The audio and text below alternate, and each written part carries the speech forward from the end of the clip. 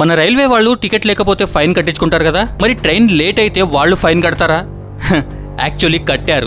1 కాదు 2 కాదు, ఏకంగా 1,30,000 ఫైన్ కట్టారు. ఇది ఇండియన్ రైల్వే హిస్టరీలోనే రేర్ కేస్. ఒడిశాకి చెందిన ఒక ప్యాసింజర్ ట్రైన్ నంబర్ 12129 ఎక్కాడు. జర్సుగూడ నుంచి హౌరాకి వెళ్తూ ప్లాన్ పర్ఫెక్ట్ గా సెట్ చేసుకున్నాడు. ట్రైన్ తెల్లవారుజామున 3:55 రీచ్ అవ్వాలి. తర్వాత ఉదయం 8:05 అతనికి ఫ్లైట్ ఉంది. అంటే మధ్యలో ఆల్మోస్ట్ 4 అవర్స్ బఫర్ కూడా పెట్టుకున్నాడు. కానీ ఇక్కడ ట్విస్ట్ ఏంటంటే అసలు ట్రైన్ బయలుదేరడమే 2 గంటలు లేటుగా బయలుదేరింది. పైగా హౌరా రీచ్ అయ్యేసరికి 7 గంటల డిలే అయిపోయింది. దాంతో ఆ ప్యాసింజర్ ఫ్లైట్ మిస్ అయిపోయాడు. కొత్త టికెట్ బుక్ చేసుకుని మరి వెళ్లాల్సి వచ్చింది. కానీ అతను ఆ విషయాన్ని అలాగే వదిలేకుండా కన్జ్యూమర్ కోర్టుకి వెళ్ళాడు. అప్పుడు ఇండియన్ రైల్వే కాన్ఫరెన్స్ అసోసియేషన్ వాళ్ళు ఏం చెప్పారంటే అసలు ట్రైన్ టైమింగ్స్ కి గ్యారంటీ ఉండదు అని చెప్పారు. మరి కోర్టు ఊరుకుంటుందా?